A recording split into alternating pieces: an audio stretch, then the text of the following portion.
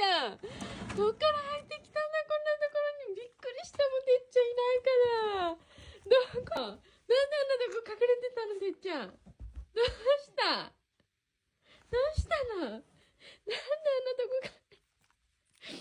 びっくりした。てっちゃん、どっか行っちゃったかと思ったよ。鍵閉まってんのに。びっくりした。もう。お騒がせだね。もう。